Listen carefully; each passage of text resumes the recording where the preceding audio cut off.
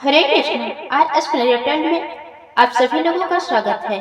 हर साल आषाढ़ मास के शुक्ल पक्ष की दशमी तिथि के अगले दिन देवशनि एकादशी मनाई जाती है।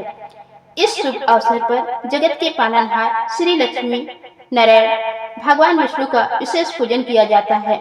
साथ ही एकादशी का व्रत रखा जाता है।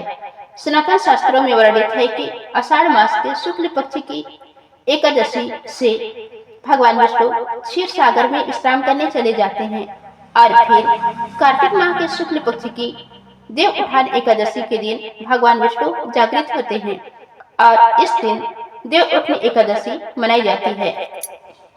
इस बार 24 जुलाई शुक्रवार सुबह 9:14 से एकादशी तिथि प्रारंभ हो रही है। इससे पहले तक दसवीं तिथि रहेगी। एकादशी तिथि का समापन 25 जुलाई दिन शनिवार को सुबह 11:34 तक होगा। क्योंकि हिंदू धर्म में उदय तिथि मान्य है, वहीं अगर दशमी और एकादशी एक ही दिन पड़ रही है तो उस दिन का त्याग करके अगले दिन जब एकादशी और द्वादशी का संयोग हो रहा हो उस दिन व्रत रखना शुभ माना जाता है।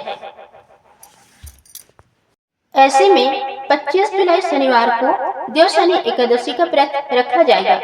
25 जुलाई शनिवार इस बार 8 महाद्वादशियों में से एक वासुदेव द्वादशी का शुभ संयोग भी बन रहा है, इसलिए इस दिन व्रत करना ज्यादा शास्त्र सम्मत और शुभ रहेगा। अब आप सोच रहे होंगे कि 24 जुलाई को तो सुबह से एकादशी लग रही है, सुबह 9 बजे के बाद से, तो हम 24 जुलाई को व्रत क्यों न रखें। तो इस वीडियो में आगे आप ये भी जानेंगे कि आपको 24 जुलाई को व्रत क्यों नहीं रखना है। व्रत रखने के साथ साथ व्रत का पारण भी शुभ मुहूर्त में करने से ही एकादशी व्रत पूर्ण माना जाता है। 25 जुलाई शनिवार को ब्रह्म मुहूर्त सुबह 4:22 से लेकर 5:10 तक रहेगा। इस दिन सूर्योदय होगा सुबह 5:58 पर, सूर्यास्त 7:08 पर। प्रातःकाल पूजा सुबह 4:36 से 8:50 तक कर सकते हैं। शाम की पूजा शाम 7:17 से रात 8:19 तक कर सकते हैं। इस दिन ब्रह्म योग रात 9:08 तक रहेगा। बाद में इंद्र योग प्रारंभ होगा। अनुराधा नक्षत्र सुबह 4:36 तक रहेगा। बाद में निष्ठा नक्षत्र प्रारंभ होगा। राहु काल सुबह 9 बजे से लेकर 10:30 बजे तक रहेगा। इस दिन भद्रा काल भी रहने वाली है, जो कि सुबह 5:38 से 11:34 तक रहेगा। भद्रा का वास स्वर्गलोक में रहेगा। इस दिन बहुत ही दुर्लभ संयोग भी बन रहा है, वो है शिववास का। इस दिन शिववास सुबह 11:35 से लेकर रात भर कैलाश पर रहेगा। जबकि शिववास कैलाश पर रहता है तो ये भक्तों के लिए शुभ संकेत लेकर आता है।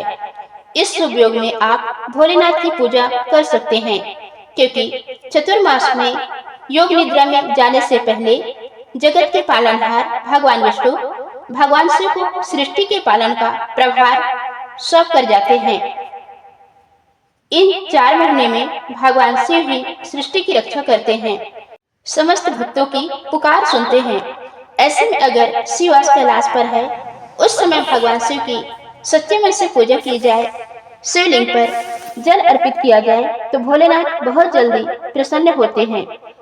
द्वादशी तिथि 25 जुलाई दिन शनिवार को सुबह 11:35 से शुरू हो रही है और इसी के साथ हरिवासर का समय भी शुरू हो जाएगा। द्वादशी तिथि का समापन 26 जुलाई दिन रविवार को दोपहर 1:58 पर होगा। अब देखिए, एकादशी का व्रत रखने वाले भक्तों को हरिवासर बीतने के बाद व्रत का पारण करना चाहिए। ऐसे में हरिवासर का समय 25 जुलाई शनिवार को शाम 5 बजे तक समाप्त होगा, यानी द्वादशी तिथि लगते ही हरिवासर प्रारंभ होगा। शाम 5 बजे हरिवासर की समाप्ति होगी और जो लोग हरिवासर के दौरान एकादशी का व्रत खोलते हैं, उनके द्वारा रखे गए व्रत का पुण्य नष्ट हो जाते हैं। ऐसे में देवशनि एकादशी व्रत का पारण 26 जुलाई रविवार को किया जाएगा। समय रहेगा सुबह 5:39 से लेकर 8:22 तक। देवशनि एकादशी के दिन प्रातःकाल उठकर स्नान आदि से निवृत्त होकर पूजा करने या व्रत रखने का संकल्प लें। दिन भर व्रत रखें, व्रत की कथा का पाठ करें, ओम नमो भगवते वासुदेवाय मंत्र का जाप करें। शाम के समय भगवान विष्णु की प्रतिमा को शयन कराएं। साफ सुथरी शैया पर नए वस्त्र बिछाकर भगवान को नवीन वस्त्र धारण कराकर पुष्प मालाओं से अलंकृत करके भगवान को शयन कराना चाहिए और प्रार्थना करनी चाहिए कि इन 4 महीनों के दौरान वे आपकी पूजा को स्वीकार करें और आप तथा आपके पूरे परिवार की रक्षा करें। अगले दिन द्वादशी तिथि को शुभ मुहूर्त में व्रत का पारण किए गए फलाहार, फलों के जूस या फिर शुद्ध सात्विक भोजन से करना चाहिए। भगवान के भोग में तुलसी के पत्ते अवश्य रखें। तो दोस्तों, ये थी आज की वीडियो। उम्मीद है आपको जानकारी अच्छी लगी होगी। धन्यवाद।